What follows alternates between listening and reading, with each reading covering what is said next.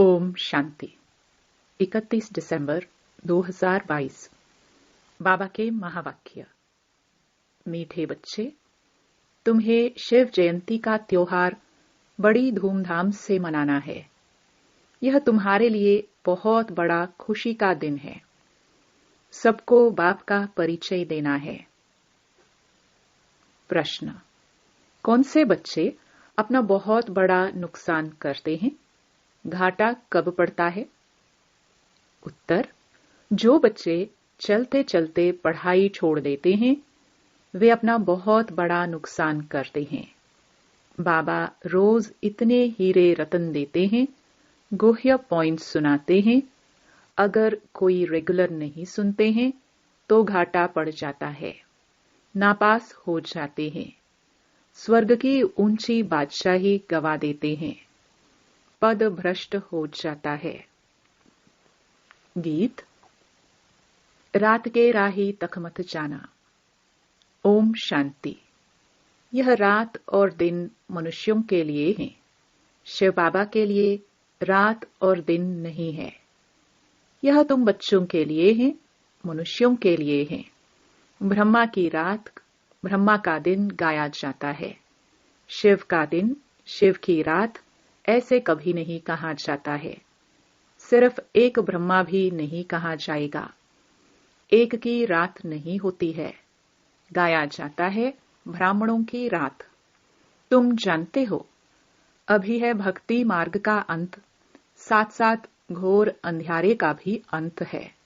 बाप कहते हैं, मैं आता ही तब हूं जबकि ब्रह्मा की रात होती है। तुम अभी सवेरे के लिए चलने लग पड़े हो। जब तुम ब्रह्मा की संतान आकर बनते हो, तब तुमको ब्राह्मण कहा जाता है। ब्राह्मणों की रात पूरी हो, फिर देवताओं का दिन शुरू होता है। ब्राह्मण जाकर देवता बनेंगे। इस यज्ञ से बहुत बड़ी बदली होती है। पुरानी दुनिया बदलकर नई होती है। कलयुग है पुराना युग, सतयुग है नया युग, फिर त्रेता 25% पुराना, द्वापर 50% पुराना। युग का नाम ही बदल जाता है। कलयुग को सब पुरानी दुनिया कहेंगे। ईश्वर कहा जाता है बाप को, जो ईश्वरीय राज्य स्थापन करते हैं। बाप कहते हैं, मैं कल्प कल्प संगम युग में आता हूं। टाइम तो लगता है ना? यूं तो है 1 सेकंड की बात, परंतु विकर्म विनाश होने में समय लगता है, क्योंकि आधा कल्प के पाप सिर पर है। बाप स्वर्ग रचता है तो तुम बच्चे भी स्वर्ग के मालिक तो बनेंगे, परंतु सिर पर जो पापों का बोझा है, उनको उतारने में टाइम लगता है। योग लगाना पड़ता है। अपने को आत्मा जरूर समझना है। आगे जब बाबा कहते थे तो जिस्मानी बाप याद आता था। अभी बाबा कहने से बुद्धि ऊपर चली जाती है। दुनिया में और किसकी बुद्धि में यह नहीं होगा कि हम आत्मा रूहानी बाप की संतान है। हमारा बाप, टीचर, गुरु तीनों ही रूहानी हैं। याद भी उनको करते हैं। यह है पुराना शरीर, इनको क्या श्रृंगार करना है? परंतु अंदर में समझते हैं, अभी हम वनवाह में हैं। ससुर घर नई दुनिया में जाने वाले हैं। पिछाड़ी में कुछ भी नहीं रहता है। फिर हम जाकर विश्व के मालिक बनते हैं। इस समय सारी दुनिया जैसे वनवाह में है। इसमें रखा ही क्या है? कुछ भी नहीं। जब ससुर घर था तो हीरे जौहरों के महल थे, माल ठाल थे। अभी फिर पियर घर से ससुर घर जाना है। अभी तुम किसके पास आए हो? कहेंगे बाप दादा के पास। बाप ने दादा में प्रवेश किया है। दादा तो है ही यहाँ का रहवासी, तो बाप दादा दोनों कंबाइंड हैं। परमपिता परमात्मा पतित पावन है। उनकी आत्मा अगर श्री कृष्ण में होती, वह ज्ञान सुनाती, तो श्री कृष्ण को भी बाप दादा कहा जाता। परंतु श्री कृष्ण को बाप दादा कहना शोभता ही नहीं। ब्रह्मा ही प्रजापिता गाया हुआ है। बाप ने समझाया है, यह 5000 वर्ष का चक्र है। तुम बच्चे प्रदर्शनी जब दिखाते हो तो उनमें यह भी लिखो कि आज से 5000 वर्ष पहले भी हमने यह प्रदर्शनी दिखाई थी और समझाया था कि बेहद बाप से स्वर्ग का वर्षा कैसे लिया जाता है। आज से 5000 वर्ष पहले मुहाफिक फिर से हम त्रिमूर्ति शिव जयंती मनाते हैं। यह अक्षर जरूर डालना पड़े। यह बाबा डायरेक्शन दे रहे हैं, उस पर चलना है। शिव जयंती की तैयारी करनी है। नई नई बात देख मनुष्य वंडर खाएंगे। अच्छा भपका करना चाहिए। हम त्रिमूर्ति शिव की जयंती मनाते हैं, छुट्टी करते हैं। शिव जयंती की छुट्टी ऑफिशियल है। कोई करते हैं, कोई नहीं करते हैं। तुम्हारा यह बहुत बड़ा दिन है। जैसे क्रिश्चियन लोग क्रिसमस मनाते हैं, बहुत खुशी मनाते हैं। अब तुमको यह खुशी मनानी चाहिए। सबको बताना है कि हम बेहद के बाप से वर्षा ले रहे हैं। जो जानते हैं वही खुशी मनाएंगे। सेंटर्स में आपस में मिलेंगे। यहाँ तो सब आ ना सके। हम मनाते हैं जन्मदिन। शिव बाबा का मृत्यु तो हो ना सके। जैसे शिव बाबा आया है वैसे चले जाएंगे। ज्ञान पूरा हो गया, लड़ाई शुरू हो गई। बस इनको अपना शरीर तो है नहीं। तुम बच्चों को अपने को आत्मा समझ पूरा देही अभिमानी बनना है। इसमें मेहनत लगती है। सत्युग में तो आत्म अभिमानी है। वहां अकाले मृत्यु नहीं होगी। यहाँ बैठे बैठे काल आ जाता है, हार्ट फेल हो जाता है। कहेंगे ईश्वर की भावी, परंतु ईश्वर की भावी नहीं है। तुम कहेंगे ड्रामा की भावी। ड्रामा में इनका पार्ट ऐसा था। अभी तो है ही आयरन एज। नई दुनिया गोल्डन एज थी। सत्युग के महल कितने हीरों से सजाए हुए होंगे। अकीचार धन होगा, परंतु उनका पूरा वृत्तांत नहीं है। कुछ अर्थक्वेक आदि होती है तो टूट फूट पड़ती, नीचे चली जाती हैं। तो इन बातों का बुद्धि से काम लेना है। यह खाना बुद्धि के लिए है। तुम्हारी बुद्धि ऊपर चली गई है। रचता को जानने से रचना को भी जानते हैं। सारे सृष्टि का राज बुद्धि में है। ड्रामा में ऊंचे ते ऊंचा है भगवान, फिर ब्रह्मा विष्णु शंकर। हम इन तीनों का ऑक्यूपेशन बता सकते हैं। क्या क्या पाठ है। जगत अम्बा का कितना बड़ा मेला लगता है। जगत अम्बा जगत पिता का आपस में क्या संबंध है, यह कोई नहीं जानते, क्योंकि यह गुप्त बात है। माँ तो यह बैठी है, वह थी एडॉप्ट की हुई, इसलिए चित्र उनके बने हैं। उनको जगत अम्बा कहा जाता है। ब्रह्मा की बेटी सरस्वती।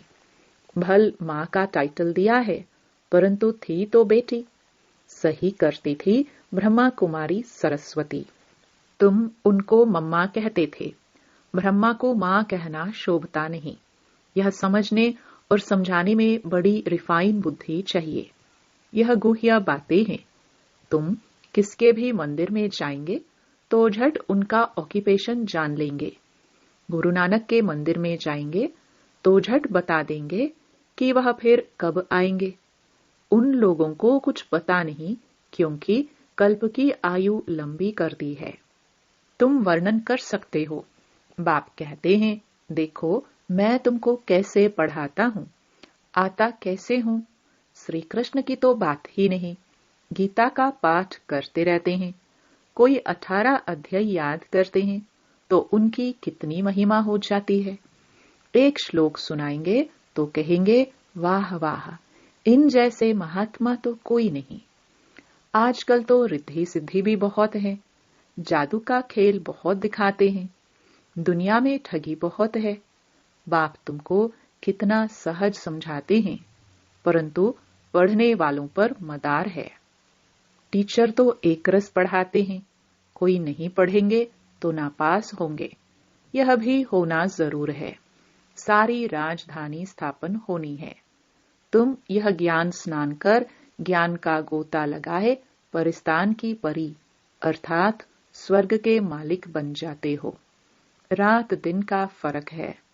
वहां तत्व भी सतो प्रधान होने से शरीर भी एक्यूरेट बनता है। नेचुरल ब्यूटी रहती है। वह है ईश्वर की स्थापना की हुई भूमि। अभी आसुरी भूमि है। स्वर्ग नरक में बहुत फर्क है।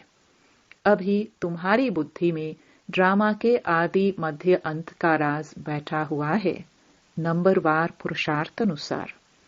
बाप कहते हैं अच्छी रीति पुरुषार्थ करो। बच्चियां नए नए स्थान पर चक्कर लगाने जाती हैं। अगर अच्छी माताएं आदि हैं तो सर्विस को जमाना पड़े। सेंटर पर अगर कोई नहीं आते हैं तो अपना नुकसान करते हैं। कोई पढ़ने के लिए नहीं आते हैं तो उनको फिर लिखना चाहिए। तुम पढ़ते नहीं हो, इससे तुमको बहुत घाटा पड़ जाएगा। रोज रोज बहुत गुह्य पॉइंट्स निकलती हैं। यह है हीरे रतन। तुम पढ़ेंगे नहीं तो नापास हो जाएंगे। इतनी ऊंची स्वर्ग की बादशाही गवा देंगे। मुरली तो रोज सुननी चाहिए। ऐसे बाप को छोड़ दिया तो याद रखना नापास हो जाएंगे, फिर बहुत रोएंगे, खून के आंसू बहाएंगे। पढ़ाई तो कभी नहीं छोड़नी चाहिए। बाबा रजिस्टर देखते हैं कितने रेगुलर आते हैं। न आने वालों को फिर सावधान करना चाहिए। श्रीमत कहती है पढ़ेंगे नहीं तो पद भ्रष्ट हो जाएंगे, बहुत घाटा पड़ जाएगा। ऐसे लिखा पढ़ी करो तब तुम स्कूल को अच्छी तरह उठा सकेंगे। ऐसे नहीं कोई नहीं आया तो छोड़ दिया। टीचर को ओना रहता है कि हमारे स्टूडेंट जास्ती नहीं पास होंगे तो इज्जत जाएगी। बाबा लिखते भी हैं तुम्हारे सेंटर पर सर्विस कम चलती है, शायद तुम सोते रहते हो। अच्छा, मीठे मीठे सिखिलदे बच्चों प्रति माता पिता बाप दादा का याद प्यार और गुड मॉर्निंग। रूहानी बाप की रूहानी बच्चों को नमस्ते।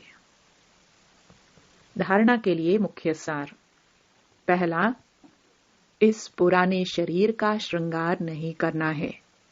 वनवाह में रह नए घर में चलने की तैयारी करनी है। दूसरा, ज्ञान स्नान रोज करना है, कभी भी पढ़ाई मिस नहीं करनी है। वरदान, महानता के साथ निर्माणता को धारण कर सर्व का मान प्राप्त करने वाले सुखदायी भव। महानता की निशानी निर्माणता है। जितना महान उतना निर्माण, क्योंकि सदा भरपूर है। जैसे वृक्ष जितना भरपूर होगा उतना झुका हुआ होगा, तो निर्माणता ही सेवा करती है। और जो निर्माण रहता है वह सर्व द्वारा मान पाते हैं। जो अभिमान में रहता है उसको कोई मान नहीं देता, उससे दूर भागते हैं। जो निर्माण है वे सुखदायी होंगे। उनसे सभी सुख की अनुभूति करेंगे। सभी उनके समीप आना चाहेंगे। स्लोगन, उदासी को तलाक देने के लिए खुशियों का खजाना सदा साथ रखो। मातेश्वरी जी के मधुर महावाक्य। गीत, नयनहीन को राह दिखाओ प्रभु। अब यह जो मनुष्य गीत गाते हैं नयनहीन को राह बताओ, तो गोया राह दिखाने वाला एक ही परमात्मा ठहरा। तभी तो परमात्मा को बुलाते हैं। और जिस समय कहते हैं प्रभु राह बताओ, तो जरूर मनुष्यों को राह दिखाने के लिए खुद परमात्मा को निराकार रूप से साकार रूप में अवश्य आना पड़ेगा। अभी तो स्थूल में राह बताएगा, आने बिगर राह तो बता नहीं सकेंगे। अब मनुष्य जो मूंझे हुए हैं उन मूंझे हुए को राह चाहिए, इसलिए परमात्मा को कहते हैं नयनहीन को राह बताओ प्रभु। इसको ही फिर खिवैया भी कहा जाता है, जो उस पार अथवा इन 5 तत्वों की जो बनी हुई सृष्टि है, इससे पार कर उस पार अर्थात 5 तत्वों से पार जो छठा तत्व अखंड ज्योति महातत्व है, उसमें ले चलेगा। तो परमात्मा भी जब उस पार से इस पार आवे तभी तो ले चलेगा। तो परमात्मा को भी अपने धाम से आना पड़ता है, तभी तो परमात्मा को खेवैया कहते हैं। वही हम बोट को, आत्मा रूपी नाव को पार ले चलता है। अब जो परमात्मा के साथ योग रखता है, उनको साथ ले जाएगा। बाकी जो बच जाएंगे, वे धर्मराज की सजाएं खाकर बाद में मुक्त होते हैं।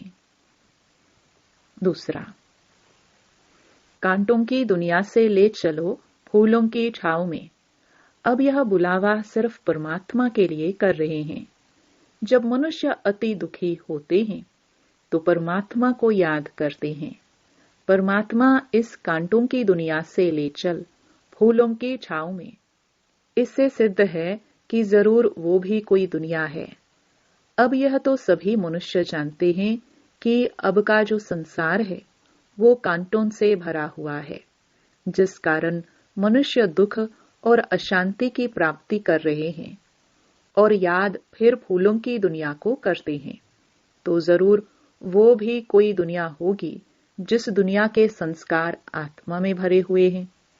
अब यह तो हम जानते हैं कि दुख अशांति का यह सब कर्म बंधन का हिसाब किताब है। राजा से लेकर रंक तक हर एक मनुष्य मात्र इस हिसाब में पूरे जकड़े हुए हैं। इसलिए परमात्मा तो खुद कहता है, अब का संसार कलयुग है, तो वो सारा कर्म बंधन का बना हुआ है, और आगे का संसार सत्युग था, जिसको फूलों की दुनिया कहते हैं। अब वो है कर्म बंधन से रहित जीवन मुक्त देवी देवताओं का राज्य, जो अब नहीं है। अब यह जो हम जीवन मुक्त कहते हैं, तो इसका मतलब यह नहीं कि हम कोई देह से मुक्त थे। उन्हों को कोई देह का भान नहीं था, मगर वो देह में होते हुए भी दुख को प्राप्त नहीं करते थे। गोया वहां कोई भी कर्म बंधन का मामला नहीं है। वो जीवन लेते, जीवन छोड़ते, आदि मध्य अंत सुख को प्राप्त करते थे। तो जीवन मुक्ति का मतलब है जीवन होते कर्मातीत। अब यह सारी दुनिया 5 विकारों में पूरी जकड़ी हुई है, मानो 5 विकारों का पूरा पूरा वास है। परंतु मनुष्य में इतनी ताकत नहीं है जो इन 5 भूतों को जीत सके। तब ही परमात्मा खुद आकर हमें 5 भूतों से छुड़ाते हैं और भविष्य प्रारब्ध देवी देवता पद प्राप्त कराते हैं। ओम शांति।